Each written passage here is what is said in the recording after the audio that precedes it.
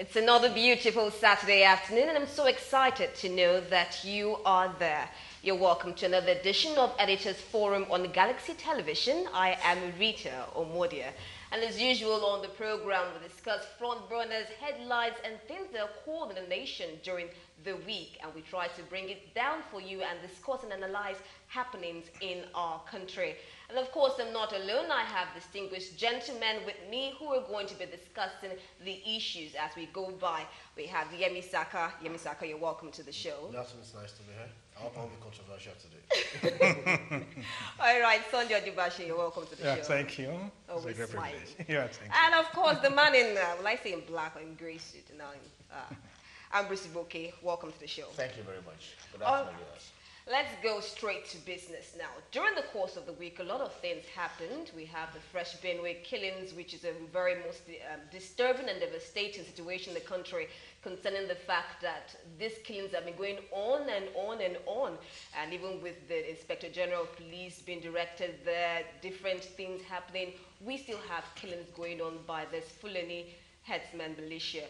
And of course, during the course of the week too, another senator, Dino Melaye, the Kogi West senator, was arrested by the police. And of course, the reps called for the impeachment of President Muhammadu Buhari due to the $426 for the 12 Tucano superjets, which he said was for security. Now, all these things we're going to be discussing on the show. But we'll start now with the senator, which happened on Monday, the Kogi West senator, Dino Melaye, who was arrested by police at the Nnamdi Azikiwe International Airport on his way to Morocco for an official engagement. Now, the police recently declared Melaye wanted after he was accused of supplying arms to some murder suspect who allegedly implicated him. The senator, however, denied the allegations. Now, the Nigerian Immigration Service, NIS, who caught him, said they acted based on instructions. Now, this arrest of Dino Melaye has been going on and off for some time, and even after they declared him wanted, he was still showing up at events in Akwa Ibom and Bayelsa State, events that had police in that particular event, and yet he was not arrested. So what's your take on this now, Yemi Saka? Well, I think it's quite unfortunate that we're playing politics with the security architecture and apparatus of this country. I want us to go back. April 17, about 2017, there was an attempted assassination on Dino Melaye. He reported the case to the police. As at April 29, 2017, it's going to be a year by tomorrow, the PRO, first PRO, Moshood Jim, I think that's his name, came on here and said they arrested one Taufik Issa, the sole administrator of Njimo, local government area, that during the course of the investigation it was established that Taufik Issa gave his PA, one aka Iron, the assault rifles and what have you to attack Dino Melaye. Paraded these guys. Along the line, the judge trying the case died suddenly. I'm not claiming anything. And we've not seen any autopsy report to either indicate it was a natural death or anything. And because of that trial, the judge issued a bench warrant for the arrest of one Ogebe till date none has happened. All of a sudden, from Dino Melaye was attacked, now became somebody that gave the police false witness or bear false witness. I'm asking when, because if the police said it was the investigation that brought about those arrests and parade of those suspects. Now, the police cannot determine its case or what have you. You think you have an overwhelming evidence against Dino Melaye? Approach the court and tell the court, if the court has the right that can grant you the leave to declare wanted, not the police. And you look at the drama and what have you, now the police said, Dino Melaye, his lawyers are in court, are remanded in prison, police court as we speak. His brother is also remanded for obstruction of justice. And the claim was, yes, they barricaded the police from taking him from Abuja to Lokoja. They took him to an unknown destination. From the clip you showed viewers there, you saw SARS members there, right with Dino Melaye. So how did that happen? So, you see, if you want to lie, at least lie with a bit of intelligence. Don't lie foolishly or stupidly. And that's how I probably want the Nigerian police to do. That's my take on that for now. All right, now let's look at this now from the action of the Kogi West senator now. Do you feel that his action was justified now for Sunday Odibashi in the sense that they want to arrest you and then all this drama unfolding. Do you feel that his actions now in this particular scenario is justified? Well, I think there are flaws in both sides, both on the side of the police and on the side of the senator. He's a lawmaker. The police enforcing the law. Okay? So you now see two institutions of the Nigerian state at war. Okay? Now, no matter the status of the allegation, people were caught, and they say a senator gave them arms. They were caught with arms, all right? Now, when you are invited by the police, you're under a duty to report, no matter the consequence. So you need to go there and offer explanation. Okay? This he didn't do. Now, when the state invites a citizen and you turn down, especially when there is a case pending, so when you defy invitation for interrogation, now the police has a duty to get you to answer to it. At the first stage, they apply minimum force, okay, to get you to respond. Except when they find you with arms, dangerous arms, weapons, and they now apply higher force, right? And that's the procedure. And they trailed him to that point that they got him arrested. Now, the process again now continues to the point that the police appear to become violent, because we have seen signs of violence in this. And even at that, as at last month, when they said that, when they said as a suspect, because the case itself is complex. Yeah. One, they invite him for interrogation. Two, the matter is already in court. Now, the day that they were to sit in court, they said the prime suspect escaped from custody. Two escaped from custody. Yeah. Now, the police also claimed to have taken some actions. One, that the CP, the Commissioner of Police Kogi State, has been removed.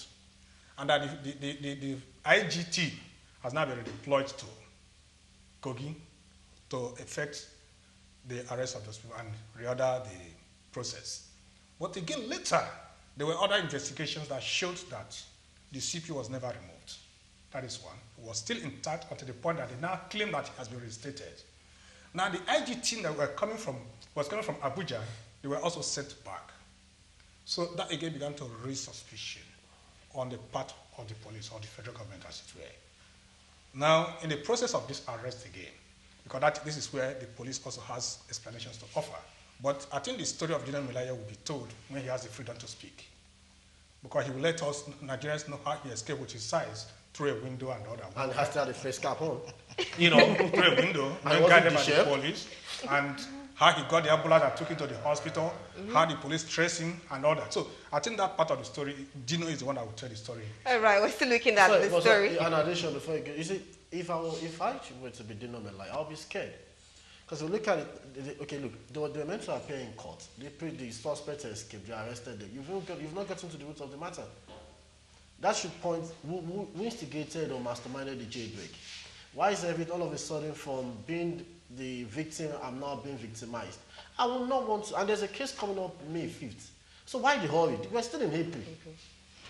Quite an intriguing story here. And of course, the Nigerian police says Senator Dino Melaye escaped from the custody of men of the force after hoodlums in two Toyota Hilux. That is what the Nigerian police is insinuating. Blocked them while conveying the senator to Lokoja to be arraigned before the Federal High Court there. And this is according to the press statement from the Force Public Relations Officer, ACP Jimo Moshood, that it was the action of the hoodlums that aided the escape of the senator, who jumped out of a police vehicle through the window, following which he was then taken to an unknown destination. Now, we have different sides of the story now. Yeah. Amber, let's hear from you now. From the part of the senator, his actions in the whole scenario, and the part of the police. Some people are saying that police are known to violate the rights of citizens, especially for an important individual like Dino Melaye. What do you feel about this?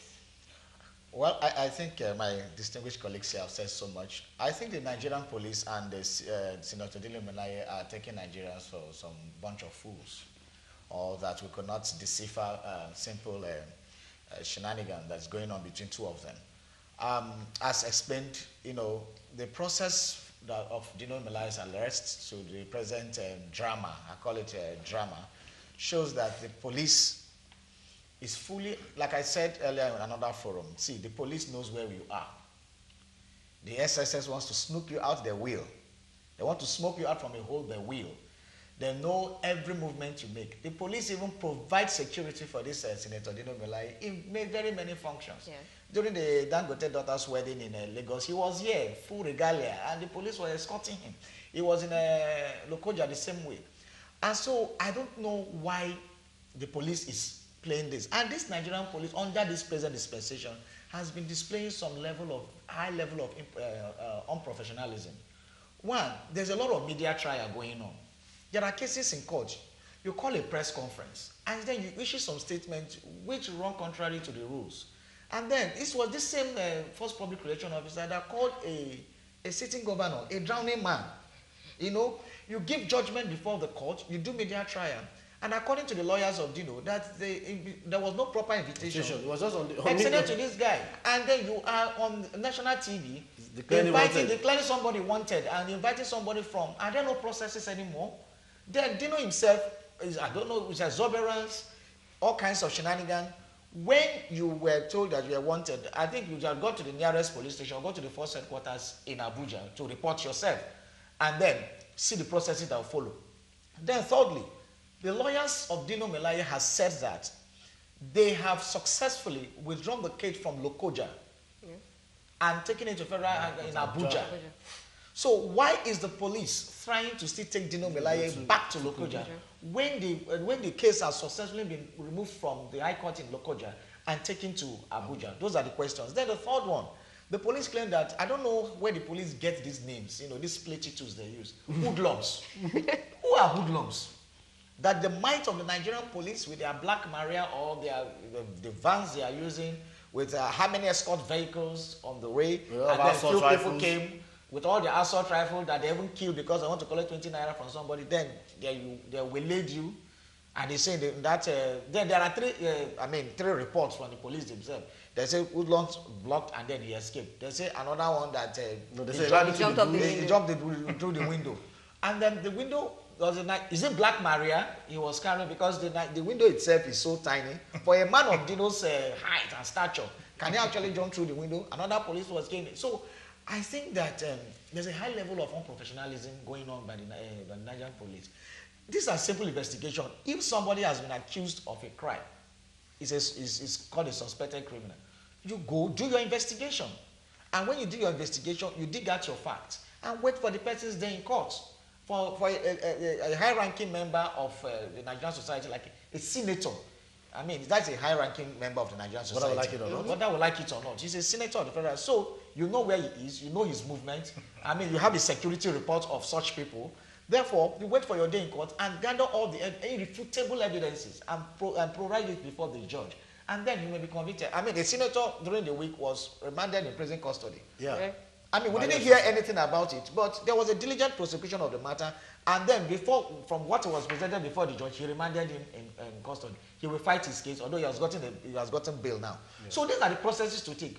Why are you bringing all the? Why is because the Dino Melaye, who was their acolyte, who was their good boy, in quote, who was busy, fighting their battle, has now started fighting his own battle and against them. And then so the whole thing is politicized. And because of the politicization, Nigerians are saying this as, well, they're just a play, a Shakespearean play going on. All right, yeah, Mr. K, let's hear from you. What do you feel about this police incident? And of course, the embattled senator also alleged a threat on his life if the case is taken to Kogi. What do you feel about it? Like I've said, look at the instances. I came to report to you that there was an assassination attempt on me. You paraded suspect, and the next thing on the same case, you are charging me to court for bearing false witness. I'm not safe in that state.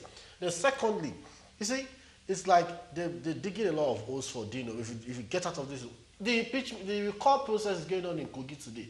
So we are not dullards. At least I'm not sentimental. If a lot of people against Dino are because they think Dino is against either President Muhammadu Buhari and against Yahya Bello, and that is the genesis and revelation of this case. So it's like this: if it gets out of this complicity to commit crime, it probably might not scale the recall. And you ask yourself, is Dino the problem we have in Nigeria? Meanwhile, this same Dino, Dino was said to harm 2-3 guys by the suspect they've paraded.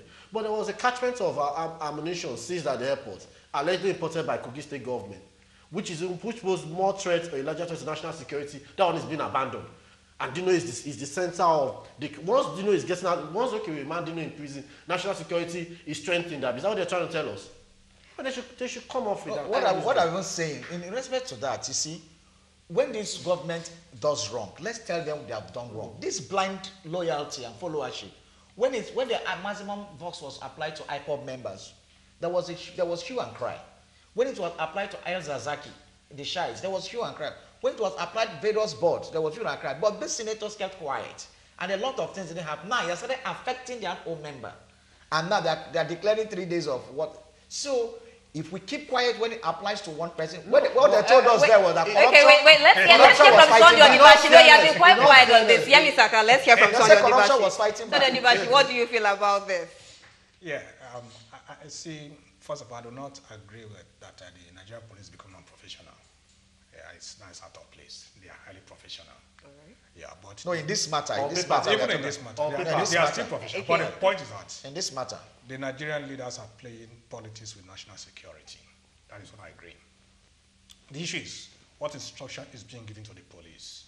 Now, there was nothing wrong. The police did the right thing by getting him arrested. Okay? Now, where the police started having problem is the level of force being applied. Now, that's why I said it's only Dino who can tell his own story. The police has told us their own story. When Dino gets the freedom, he will tell Nigerians how he escaped from the window of that. Dino will not leave that national hospital until May 4 because his day court is May 5 in Abuja. No, I don't think that is even the issue. Because the issue is this. That's when he will tell the story. Now, the issue is this. Now he has been caged. Mm-hmm. He has been restrained from movement. His freedom has been taken away from him. Now the INEC has now commenced his record process today, Saturday. So is it because of that they are keeping him in the cooler? Okay? Because these are suspicions anyway. And the empirical facts also raises this suspicion to the open. So perhaps it's about politics. Let me just stop at that. Okay. All right, Sonny Onibashi is on politics now. But while we are still talking about the actions of the police and, of course, on security of lives and properties, a quite disturbing story during the week, and which is, of course, the Benue killings, where a fresh attack was on churches. Now, of course, was on the Catholic Church, and on Thursday, after that, on Tuesday, where 2 Reverend Fathers and, of course, 17 parishioners who were there for a funeral ceremony were attacked by Fulani headsmen. And after that, on Thursday, we heard that tea farmers inside the African church in Mbamundu were also attacked. Now, this is just after on Tuesday that the 2 priests and 17 worshippers were attacked. Now, let's take a look at what happened during that incident.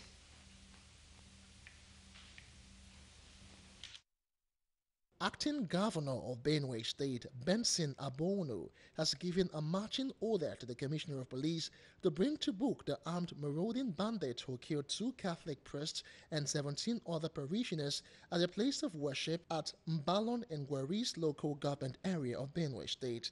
The acting governor, who spoke to newsmen shortly after a brief security meeting over the incident in Makurdi, said it is a black day for Benue people and that the state is under siege. The Catholic priest and 17 parishioners were reportedly killed at about 5 a.m. in preparation for a funeral ceremony while in the church. The commanding officer of the 72 Special Forces Battalion has also deployed a good number of soldiers who are there now as we are talking. But my directive is that it is still very hot, and our belief is that the attackers are still lurking somewhere there in the bushes. And I don't think it is right to just come back and say normalcy has returned to the area. And so my directive has been that the security agents must run after these people into the bushes, flush them out and have them apprehended. The State Police Commissioner, Fatai Owoshini, who visited the scene of the crime to verify the incident, said men and resources have been deployed with other sister forces to the area to arrest the fleeing marauders.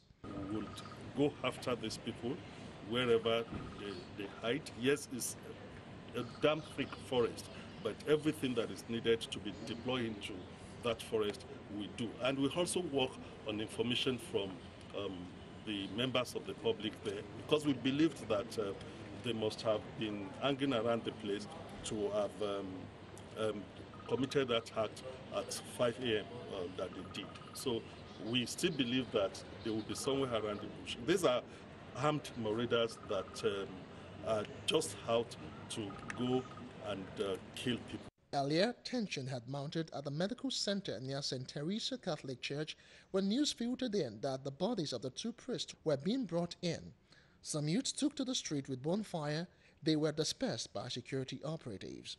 Meanwhile, the Catholic priest of St. Teresa Church, Very Reverend Father Amos Mbache, while condemning the attack, said it is a terrorist attack that the federal government and security operatives must live up to and bring to justice those behind it. This morning, we lost two of our Reverend Fathers, Father Joseph Gore and Father Felix Tiolaha BC. Both of them are working at St. Ignatius Mission in Ukpo, Aya, Balom, in Gwe East local government area of Benue State. And this morning, we woke up to that very sad news that they were shot by the marauding Fulani headsmen who attacked them in their worship session and shot at the priest in his very garments of worship and shot at other parishioners.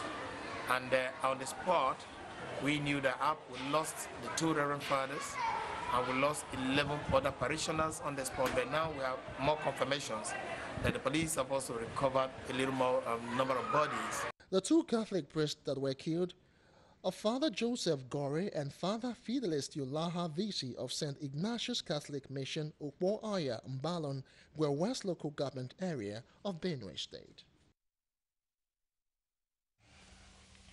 And of course, may their souls rest in perfect peace. Yes, we're talking about Dino Melaye's arrest, and now we are on a new topic here, and that is the fresh killings in Benue State, which is a very disturbing situation going on right now. And of course, as you saw in the clip there, it was an attempt on the Catholic Church, and of course, some time ago, the governor of Benue State asked the people to guard themselves after the incident. And now, after this incident, now we saw youths going around carrying bonfire, you know, in anger of what happened. And of course, the IDPs are complaining that they are not safe any longer. Now, in reaction to this, now President Muhammadu Buhari has described as vile and satanic the killings of worshippers and the two priests in the Catholic Church. And of course, he said that this killing is clearly calculated to stoke up religious conflict. Now, to my distinguished gentlemen, will this create religious conflict? Well, I will start with Dino Melaye as well, but I will probably, if you speak the truth, you die. If you don't speak the truth, you die. Why Misaka will speak the truth and leave? You see, I don't know if President Muhammadu Buhari is not tired of issuing press releases. I'm tired. I don't think it's because if they show his human side, but I don't think he has a human side. Because there's no president commander-in-chief that will sit down and know what he ought to do and is not doing it. Proscribe these guys as terrorist group. That's the first thing. I keep saying it. When Python went dancing in Abia State, under 2 weeks, sanity was restored. Cat has been raising in North Central for almost 2 months now. He hasn't caught a mouse. Why are we lying to ourselves? There's bias. Obvious bias will say it. Okay, now, there are some things that ought to have happened that are not in place. Some of them now that don't want to blame President Muhammadu Buhari or the security personnel or institutions, and also calling for state of emergency. Even if you call for a state of emergency, who is going to be in charge? It's not an ex-military guy, and probably you declare martial law operative in the states. What happens? 6 months. Now, the priest that was killed, interestingly, has been I was on Facebook. I went to his page. On January 2nd or so, thereabout, it came up with a post that the Fulani headsmen, because I'm not going to say farmer, I'm not going to say headsmen, it is Fulani headsmen, because they are the only headers we know. Are still roaming around their towns, even with rifles and everything, grazing around and chasing them around, that there's nothing to defend themselves. This guy was killed. That is not an attack. It was a deliberate murder.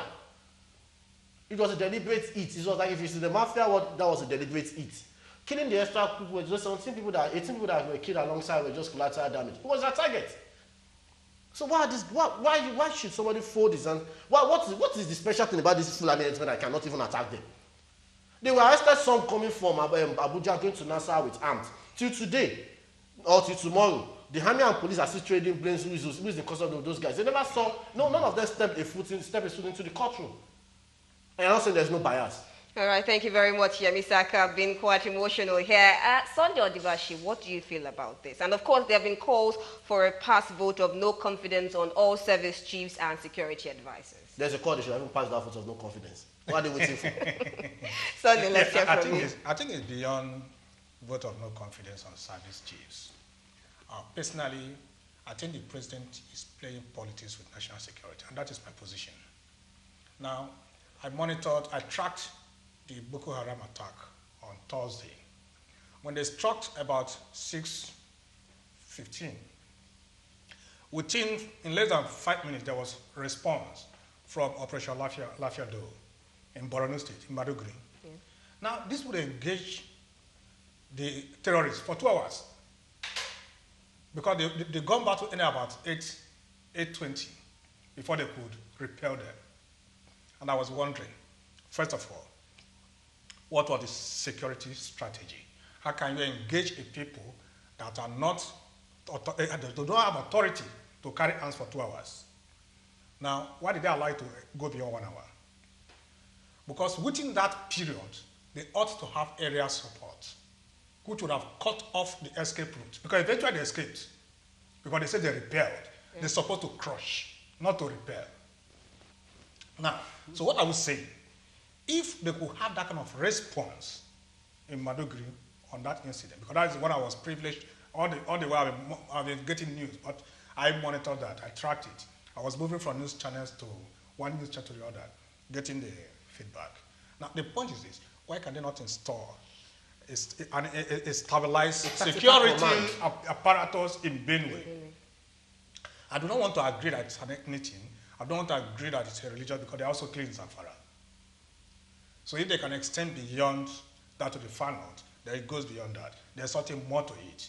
One, the president has failed to protect the territorial integrity of Nigeria because now he has gone to US.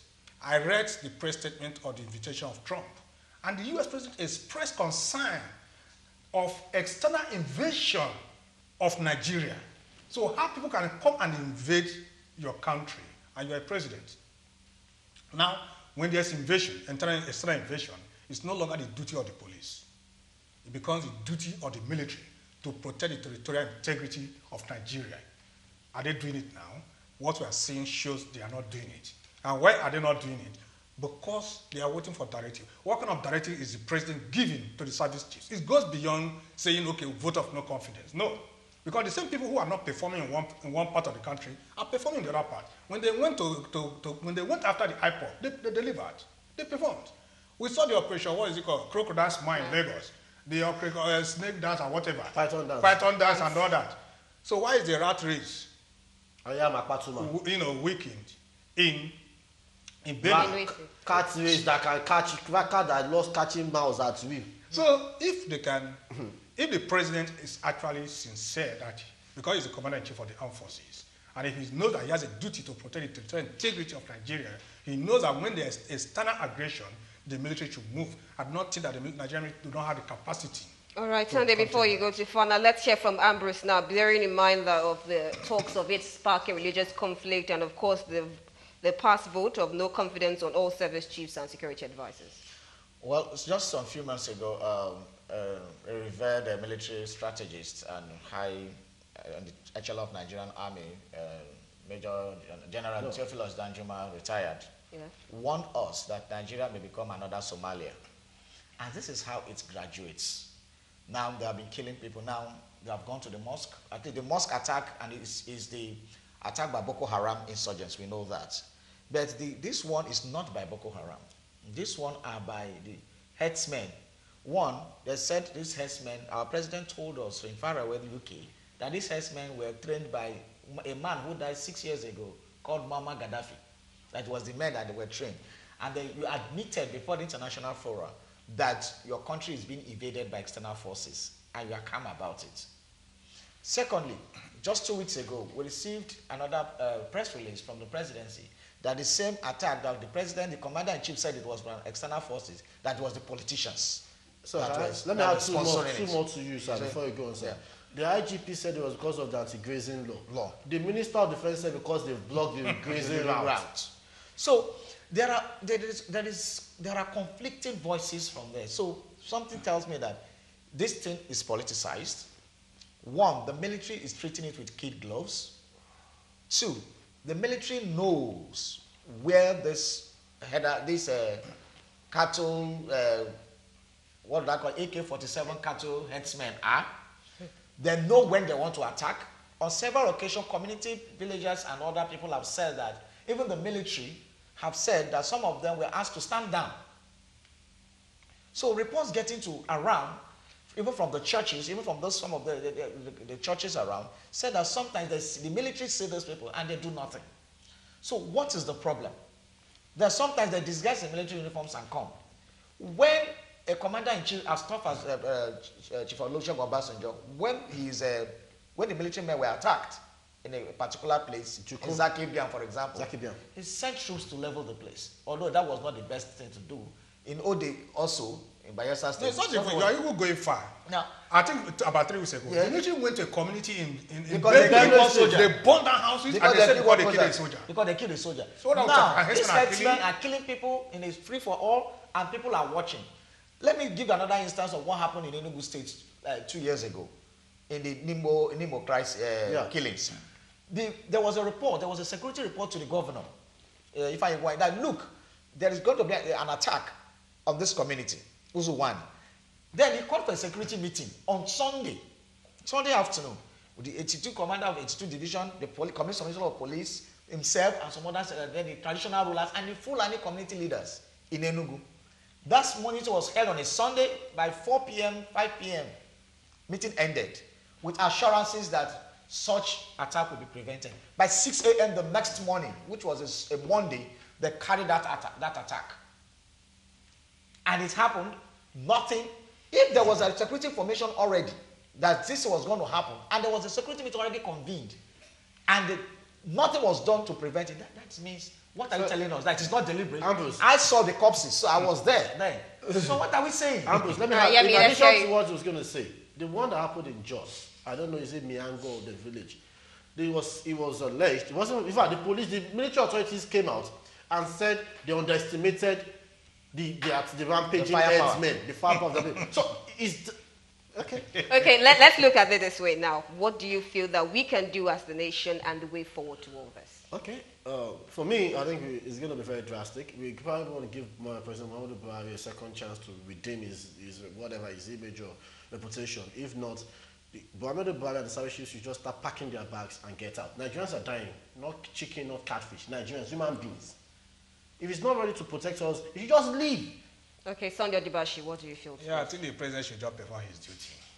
That is one. Then two, people have to be very careful. Because those in the presidency, they are just writing a saying what they feel, what they feel Nigerians want to hear. Because on this recent one, there were two statements. One from Additional, the other one from Garba Shehu. Yeah. The first said these are evil people. The second was responding because the thief boys went and killed some Hausa boys. Right, that one has been debunked. That was a clash. Okay. It wasn't even it happened within the same in response to that. But also people should also be very careful. You don't just go and kill somebody because he has a Fulani identity, Hausa identity, because they are clear people. If you want to put up self-defense, wait for the killers to come, look for them. So I don't just continue killing innocent people. And I think that's just my own position. All right, well, my own position about this is, first of all, the Nigerian military and intelligence community should stop chasing shadows. We learned that the military and the police is going to search, one was searched the day before yesterday in the church to look for weapons. People who are in possession of firepower are there, and you know where they are. Then you are searching churches and homes of victims to cooperate. But that also tells you the bias of the government. Yes. Because when the people strike, I'm sorry to say, when they strike, the government go to weaken the locals. Yes. In Benue, they were picking even their locally made guns of hunters. In southern Kaduna, they were going from house to house, picking the guns of hunters. But people are carrying AK-47, and they come to this community. Who are you disarming? So the government should come clear to tell us if they are prosecuting a war against the Nigerian citizens from one side to the other, and then let them know. So because people of high intelligence or who have security tips on their information, people like T.Y. Dajuma cannot be seen to be talking flimsy things. So they know what they're talking about. And again, a former president and a former Army General, Chief Olusegun Obasanjo, has also come with his 37-page letter to complain about this and said that you are not doing anything. He said it's clannish. That was clannish. So it's not about politics. It's about that the Nigerian is bleeding with the blood of the innocent. All right, thank you very much. We shall definitely call and cry for vengeance. You know, there are different sides to the coin here, different stories, different opinions to all these issues. And now, still encircling insurgency and insecurity in the country, Nigeria has been in discussion with the United States for the purchase of Super Tucano jets. The U.S. had earlier placed an embargo on arms deals to Nigeria, but recently the U.S. made a U-turn and agreed to sell to the country, but with a deadline within which part payment must be made, otherwise the contract would lapse. Now, this was the reason given by the presidency for the purchase of, for using the money, the $426 US dollars, without the appropriation of the National Assembly. Now, some lawmakers are saying that it is an impeachable offense to authorize a payment without the National Assembly's approval. And of course, this caused a rowdy session at the House of Reps. Let's take a look at what happened there.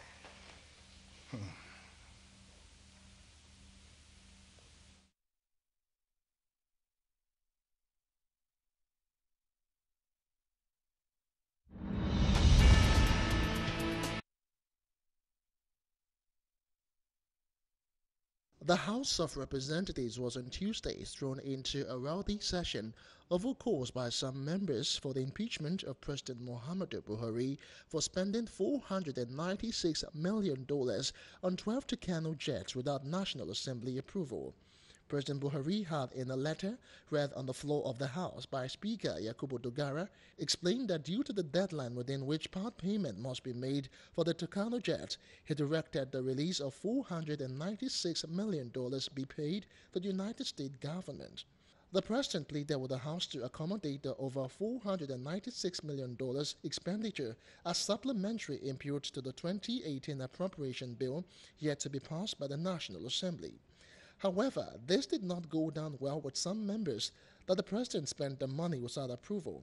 Speaker Dogara had barely finished reading Buhari's letter before Kingsley Chinda raised a point of order, arguing that the Constitution does not give room for anticipatory approval for expenditure. Accepting without conceding there is anything like anticipatory approval. Where the approval does not come, expenditure has already been incurred. What happens? We are supposed to be watchdog over property of Nigerian people, including the fund of this country. But today, it is as if the watchdog can only bark but cannot bite. Not only that we cannot bite, we appear to be asleep. Mr. Speaker, my dear colleagues, this is a clear evidence of what has been happening in the system in the past. This is only a singular case. It's only a singular case. And it is again another wake-up call on us. A constitutional infraction as serious as expenditure without the National Assembly clearly runs foul of this Constitution and is an impeachable offense. And let me also say that there is no misconduct that is more serious than this kind of infraction. No excuse whatsoever, no matter how beautiful that excuse is. Mr. Speaker, you have just read a letter from the President. And Silence, please. Silence, please. You read a letter from the President. Honorable Chida has raised a point of order based on that letter. Mr. Speaker, by our rules, a letter of this nature constitutes first reading. It is first reading. I mean, solid arguments from Honorable Chinda. But it's like putting the cart before the horse. The truth of the matter is that second reading will have the opportunity to strike this down, going by the argument. This normally, appropriation, in matters of appropriation, is communication. This one is communication and it acts as first reading from the President. So I wish to draw the attention of the House of Representatives to the ongoing security emergencies in the country. These challenges were discussed with the state governors and subsequently at the meeting of the National Economic Council on 14th December 2017, where a resolution was passed with the Council approving that up to $1 billion may be released and utilized from the excess crude account to address the situation. In his ruling, the Speaker said a date will be set aside to debate the President's request. All right, welcome back. You're still on to Editors Forum, and now we've moved on to another topic where there was a rowdy session at the House of Reps now calling for the impeachment of Buhari due to the fact that he made an expenditure of $496 for the purchase of 12 Tekano jets. Now, the law says appropriations must be given by the National Assembly before a kobo is spent from the Nigerian money. But some people are saying that the security of life is very important. Now, is the executive and legislature on the same page? And is it a matter of necessity or a matter of the law? Is it legal or is it going political? You see, the law is not a church or a religious organization, so they don't come with morality here. Let's call a spade and not a cutlass. President Muhammadu Buhari has done wrong, and it's an impeachable offense. And if the Senate has the way, they must impeach him. National Assembly, if they have the will. Now, let me cite this, Section 8 of the Constitution. I'm not quoting in verbatim here. Section 8 of the Constitution says, when you say shall, it's a must, that you shall not spend or withdraw from the Constitutional Act for accounts of the country or any other account of the federal without the approval of the Senate, or without appropriation, either captured in appropriation or supplementary appropriation. That was not done. Secondly, some people are quoting Section 81 that says, yes, you can spend if it's within 30 days of the approval of the appropriation, blah, blah, blah. But now, there's another thing we should look at, the Appropriation Act. The financial year, there's Constitution Section 312, says the financial year starts January and hence December. But the Appropriation Act says it's a 12 calendar month that starts from the day of the assent of the appropriation. So, appropriation of 2017, if you want to go by the day the assent, Oshibajo, who stood in gap for Buhari, assented to that bill, was in July. So it should run till June. And if it was not captured in that Appropriation Act of 2017, why are you buying? That is one. Secondly, some of us know about this defense industry. We don't have to rush to the US to buy this Tucano jet. We can, if there are cheaper options. And you know, when people keep buying, you buy from Russia, you buy from US, you buy from China.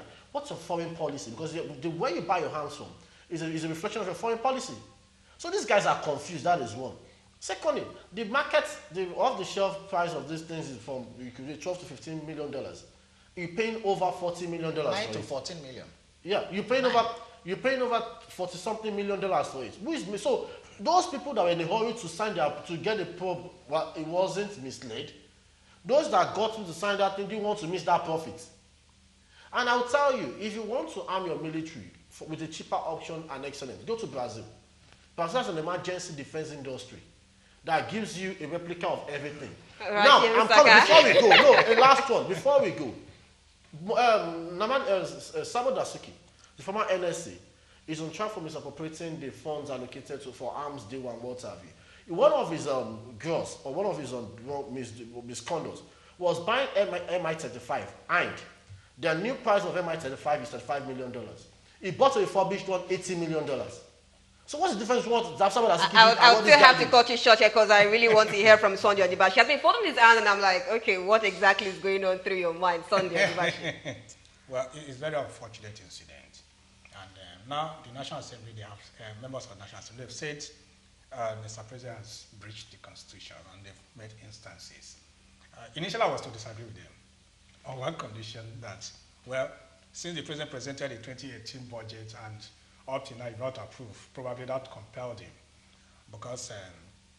Was it in 2018's budget? This purchase. No, so okay, by the Nigerian budget tradition, the budget year ends in March, so March 31st. Now, On further inquiry, so I understood that they got this contract in September 2017. Now, the president presented the 2018 budget in December, and it was not captured in the budget. I think that was one step that the president took wrong. Then the transaction took place in February without writing. Now okay. I think there was also another inquiry that from the military source. They said that for a long time that they had problem with arms purchase. Okay, that there was because of Amnesty International report on Nigeria, so there was a ban on sales of arms to Nigerian government. So when they got that opportunity, so they have to move in. But the president had the opportunity to have written. Either you have acknowledged the 2018 budget proposal. Act. So if he had acted based on that, we can now say yes, it is there. You people refuse to pass the budget, but he didn't. And as at the time the transaction took place, he had the opportunity to send in a supplementary budget. Because the last part of the 2017 budget was still on. So which gave him a window to act by fiat. All right, let's hear from Ambrose now. Ambrose, what do you feel about this whole scenario here? Well, just like everything that is happening in this government, everything is politicized. Anything the president does is canonized as saintly. No, and everything another person does is evil. Corruption is fighting back. This is an issue of law. The issue of law is a breach of the Constitution to spend money that is not appropriated. In fact, money that is appropriated, and there's a violence. If you take it to do another thing that it was not appropriated for, is even a crime. Then we are talking about it was not even appropriated at all. And as we said, so many countries have this, this Tucano aircraft you're talking about. Even Ghana here has ordered for 5 in 2015. A lot of Angola has 6. Different people. In fact, I was going through the write-up, and I found that the cost is between $9 to $14 million. And it takes $400 to $500 to operate that aircraft for 1 hour. Now, we are talking about cheaper option. Must we go to the US to buy if that price, if we assume, let's even give it to them that the price is that high. I think this Tucano aircraft is manufactured by Embraer. Yeah. Embraer is a Brazilian airline. It's a Brazilian company. So what are we talking about? You people have gone to source to buy it. So what we are now saying is that this small screen about fighting corruption and about our Mr. Integrity president, it has dissipated, and we have seen everything clearly. It's a facade. So what we are now saying is this fraudulent act must be dealt with. One, some lawmakers have suggested there are 2 options. Some have suggested that you write to the president and tell him to refund that money to the country's treasury, and then apply for it to be appropriated. Secondly, if he refuses to do that, this is a gross misconduct, and it's an impeachable. I can even have the National Assembly to compile like another 5 more offenses. I'm serious. But away from that, nobody does this. This thing is not rocket science. If you probably just go into avionics and probably read about these things, you know what